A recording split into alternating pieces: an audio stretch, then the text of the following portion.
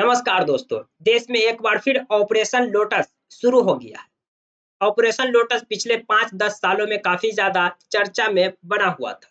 फिर एक बार operation lotus की चर्चा मीडिया हाउसेज में देखने को मिल रही है। इस बार ऑपरेशन लोटस उड़ीसा में हो रहा है। उड़ीसा के नवीन पटनायक की जो पार्टी है बीजू जनता दल, उसकी राज्यसभा सांसद ममता मेहता अपने पद से इस्तीफा दे दी है और इस इस्तीफे को चेयरमैन साहब तुरंत एक्सेप्ट भी कर लिए। जिसके बाद ये कयास लग रहे हैं कि ममता मेहता बीजेपी में शामिल हो सकती है। हालिया उड़ीसा विधानसभा और लोकसभा दोनों चुनाव में बीजेपी का परफॉर्मेंस उम्मीद से कहीं बढ़कर था। जहां पूरे देश में बीजेपी का परफॉर्मेंस गिरा, वहीं उड़ीसा एक ऐसा राज्य था वहां पर बीजेपी का परफॉर्मेंस उम्मीद से कहीं बढ़कर रहा, चाहे वो लोकसभा हो या विधानसभा चुनाव में।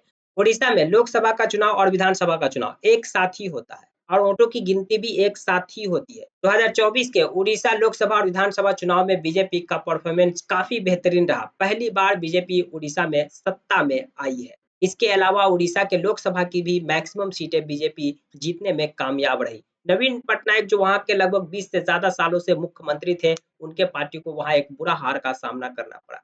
इसके बावजूद बीजेपी वहां ऑपरेशन लोटस शुरू कर दी है। ऐसे में सवाल उठता है कि बीजेपी की ऐसी क्या मजबूरी है उड़ीसा में कि उनकी फुल मेजॉरिटी से सरकार बनी है। उनका ऐसा परफॉर्मेंस अब तक उड़ीसा में कभी नहीं देखने को मिला, जो उड़ीसा में इस बार परफॉर्मेंस देखने को मिला है। इन सब के बावजूद बीजेपी को ऑपरेशन लोटस शुरू करने की क्यों जरूरत पड़ी? मतलब क्या मजबूरी है कि बीजेपी उड़ीसा में ऑपरेशन लोटस शुरू कर दी? और बीजू जनता दल तो बीजेपी की सहयोगी दल थे, अपने सहयोगी दल के खिलाफ ही ऑपरेशन लोटस शुरू हो गया। चलिए हम इन सब के बारे में विस्तार से जानने की कोशिश करते हैं। उड़ीसा में बीजेपी ऑपरेशन लोटस क्यों शुरू की, इसको विस्तार से जानने के लिए हमें राज्यसभा के गणित को समझना होगा। राज्यसभा में 245 सीट है। 245 में से 20 सीट अभी खाली है, यानी कि वर्तमान में राज्यसभा के 225 सांसद हैं। बहुमत के लिए किसी को भी 113 सांसद चाहिए, यानी राज्यसभा में किसी भी बिल को पास कराना है, मनी बिल को छोड़कर, तो उन्हें पास कराने के लिए 113 सांसदों का समर्थन चाहिए। लेकिन वर्तमान में बीजेपी राज्यसभा में भी अल्पमत में है। जैसा कि आप जानते होंगे 2024 के लोकसभा चुनाव में बीजेपी अपनी ताकत पर लोकसभा का चुनाव नहीं जीत पाई, यानी कि संसद में 272 सीटें चाहिए किसी भी पार्टी को सरकार बनाने के लिए, इतनी सीटें बीजेपी की नहीं आई। लगभग 240 सीट बीजेपी जीत पाई, उन्हें सरकार बनाने के लिए 32 सीट कम थी, तो उन्हें सहयोगी दल का साथ लेकर सरकार बनाना पड़ा। तो वहीं बीजेपी की ताकत राज्यसभा में भी घट गई और न सिर्फ बीजेपी बल्कि एनडीए की ताकत भी राज्यसभा में घट गई। एनडीए भी इस समय राज्यसभा में अल्पमत में है, यानी बहुमत में नहीं है। हम आपको बता दें कि अभी राज्यसभा के गणित को देखें तो राज्यसभा में बीजेपी के पास अभी 86 सांसद है और टोटल सहयोगी दल को मिला दिया जाए यानी एनडीए के पास कुल 101 सांसद है। किसी भी बिल को पास कराने के लिए कितने सांसदों का समर्थन चाहिए, तो वो 113, यानी कि बहुमत से अभी भी 12 सीटें दूर है या 12 सांसद। वहीं इंडिया ब्लॉक की बात करें तो इंडिया गठबंधन की राज्यसभा में कुल 87 सीटें है, यानी 87 सांसद है, जिनमें से सबसे ज्यादा कांग्रेस के पास 26, टीएमसी के पास 13, आप और डीएमके के पास 10-10। इस तरह से और छोटे-छोटे दल को मिला दिया जाए तो टोटल 87 सांसद है। वाईएसआर आंध्र प्रदेश की जो पार्टी है वो हमेशा बीजेपी के साथ रहा करती थी।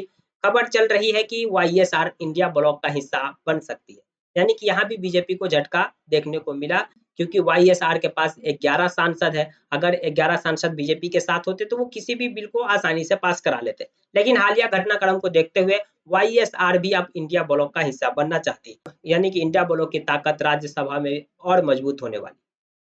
इन सब को देखते हुए बीजेपी चाहती है कि राज्यसभा में उनकी ताकत बढ़े और वो बहुमत हासिल करे। यही वजह बताई जा रही है कि बीजू जनता दल की जो सांसद है ममता मेहता, उन्हें अपने पद से इस्तीफा देकर बीजेपी अपने पार्टी में शामिल करना चाहती है। क्योंकि अगर राज्यसभा में ममता मेहता अपने पद से इस्तीफा दी तो ये सीट खाली हो गई। ममता मेहता 2020 में राज्यसभा के लिए चुनी गई थी, उनका कार्यकाल 2026 तक है, यानी कि 2 साल पहले ही अपने पद से इस्तीफा दे दी।